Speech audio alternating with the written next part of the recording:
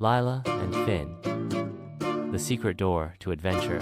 Once upon a time, in a quiet little village, there lived a curious girl named Lila and her best friend, Finn. Lila loved solving mysteries, and Finn was always ready for an adventure.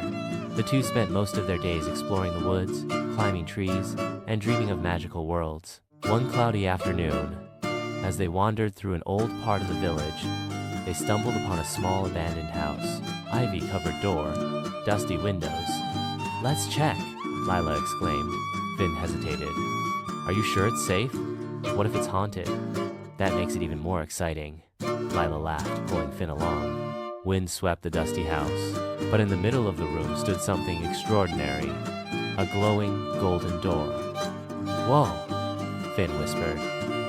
"That doesn't look like it belongs here." Lila stepped closer, inspecting the door.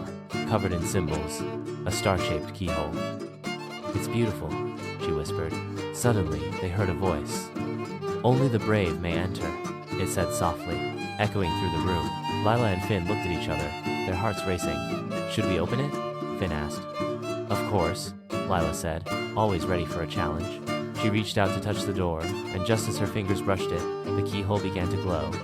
The door creaked open, revealing a swirling portal of light. Lila, Finn stepped through. They found themselves in a magical forest filled with glowing flowers, sparkling rivers, and trees that whispered in the breeze. A tiny, winged figure zoomed toward them. It was a pixie. "Welcome, travelers," said the pixie, her voice cheerful. "I'm Zira. You've entered the Land of Whimsy, but there's a problem.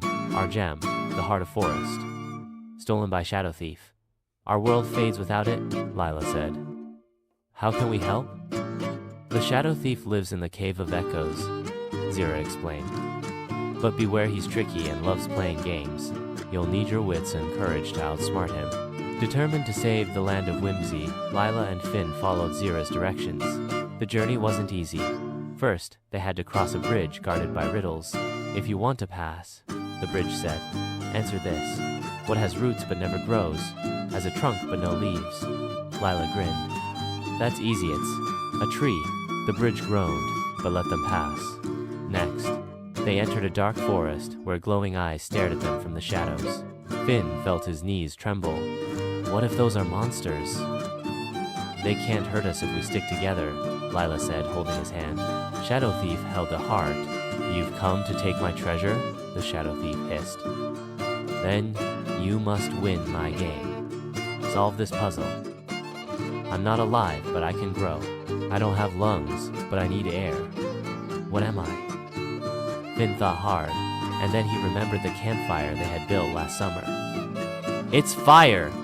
he shouted. The Shadow Thief froze. "You're right, but can you catch me?" He darted deeper into the cave, but Lila and Finn were quick.